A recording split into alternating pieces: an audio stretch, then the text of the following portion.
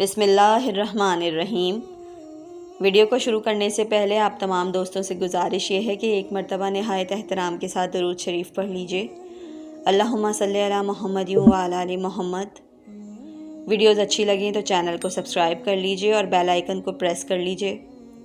اور انکساری و عاجزی کی چادر کو چاک کیا، کیا نہیں دیکھتے ہو خدا نے کس طرح اس کو ذلیل و حقیر کیا اور کس درجے اس کی بلندی سے اس کو پست کیا اور اس کے لیے آخرت میں روشن آگ کو مہیا کیا۔ اگر حق تعالیٰ آدم علیہ السلام کو اس نور سے خلق کرنا چاہتا جو آنکھوں کو خیرہ کرتی ہے اور جس کا بہترین منظر عقلوں کو حیران کرتا ہے، اور اس خوشبودار چیز سے خلق کرنا چاہتا جس کی خوشبو نفسوں کو پکڑ لیتی ہے، تو گردنیں ان کے لیے لامحالہ خم اور ذلیل ہوتیں، اور پھر اس وقت بتلاؤ امتحان ملائکہ سبق ہوتا، لیکن خلاق عالم بندوں کا بعض اس چیز کے ذریعے سے امتحان لیتا ہے جس کی اصل کو وہ نہیں جانتے، اور ان سے غرور و تکبر کو علیحدہ کرتا ہے اور فخر و نازش کو دور کرتا ہے۔ لہٰذا اے گروہ مردم، عبرت حاصل کرو اس سے جو کہ خدا نے ابلیس کے ساتھ کیا اور اس کے طول و طویل عمل کو باطل اور حبط فرمایا، اور اس کی کوششوں کو جن میں بے انتہا محنت کی تھی ضائع و برباد کیا۔ اور بے شک اس نے خدا کی عبادت 6000 سال تک کی تھی، جس کو لوگ نہیں جانتے ہیں کہ سالہائے دنیا سے ہے یا آخرت سے، اور نہیں سمجھ سکتے اس کی ایک ساعت کی بزرگی کو۔ پس کون ہے شیطان کے بعد خدا جل شانہ کے نزدیک جو اس کی طرح غرور کرے گا اور سالم رہے گا؟ کیا ممکن ہے کہ خدا کسی انسان کو ایسے عمل سے داخل بہشت کرے جس کے کرنے سے اس کو بہشت سے نکال دیا ہو، جو ملائکہ کے جنس سے معلوم ہوتا تھا اور ان میں رہتا تھا؟ بے شک خدا کا حکم آسمان و زمین میں یکساں ہے، اور خدا کسی کے ساتھ بیجا مربت نہیں کرتا۔ اس کے بعد بہت سی باتیں شیطان کے فریب اور تکبر اور تحذیر کی و مذمت میں بیان کر کے فرمایا کہ اے لوگو، اس شخص کی طرح نہ ہو جاؤ جس نے اپنے ماں جائے بھائی پر فخر کیا بغیر اس کے کہ خدا نے اسے فضیلت بخشی ہو، اور عداوت و حسد کے سبب سے اس کے دل میں آگ روشن تھی۔ شیطان نے ریا و تکبر اس کی ناک میں دم کر دیا تھا، یعنی قابیل نے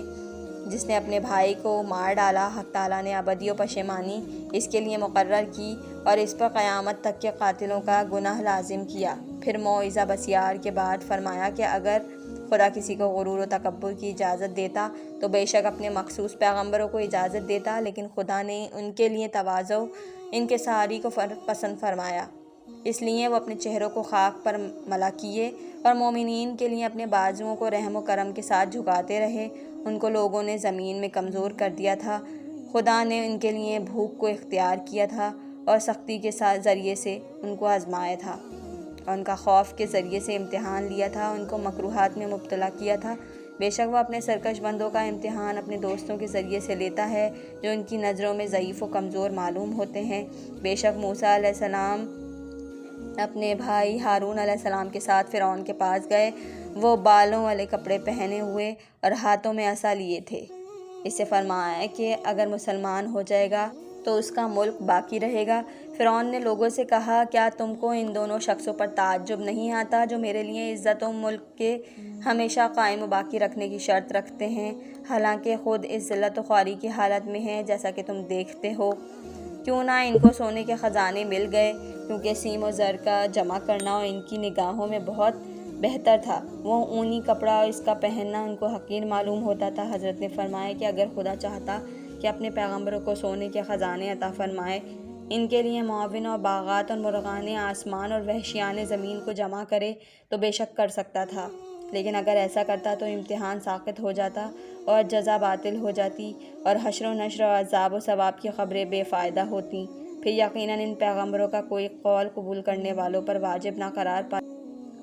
اور ابتلاء و امتحان میں قبول حق کرنے والوں کے لیے کوئی اجر واجب ہوتا، پھر مومنین اور نیکوکار ثواب کے مستحق نہ ہوتے، اور مومن و کافر، قلبی اور صالح فاسق واقعی معلوم نہ ہوتے۔ لیکن حق تعالیٰ نے پیغمبروں کو ان کی قوم میں صاحبان قوت بنایا ہے، لیکن بظاہر وہ کمزور معلوم ہوتے ہیں، اس قناعت و استغنا کے سبب سے جو دلوں اور آنکھوں پر چھا جاتی ہے۔ اگر پیغمبران خدا بظاہر طاقت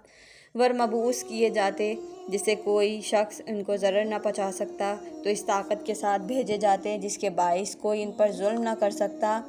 اور اس بادشاہی کے ساتھ آتے جس کی طرف لوگوں کی گردنیں کھینچی ہوتی ہیں اور ان سے فائدہ حاصل کرنے کے لیے لوگ اطراف عالم سے بخوشی آتے، تو یقیناً پیغمبروں کے اعتبار میں لوگوں کو آسانی ہوتی اور تکبر و غرور ان سے بہت دور چلا جاتا۔ تو بے شک لوگ ان کے قوت کے خوف سے ایمان لاتے یا پیغمبر کی بادشاہی اور ثروت کو دیکھ کر لالچ کے سبب سے ایمان لاتے،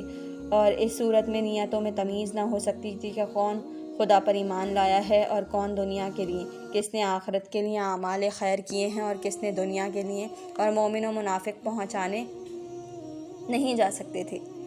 لیکن خداوند عالم نے چاہا کہ اس کے رسولوں کی مطابعت کرنا اور اس کی کتابوں کی تصدیق کرنا اور ان کی ذات اقدس کے نزدیک خشوع اور امیروں کے لیے ذلیل ہونا اور اس کے لیے فرما برداری کرنا ایسے چند امور ہوں جو اس سے مخصوص ہوں، جس میں دوسروں کا شائبہ نہ ہو، ہر چند امتحان اور ابتلاء عظیم تر ہوں لیکن ثواب و جزا بھی بہت زیادہ بہتر ہو۔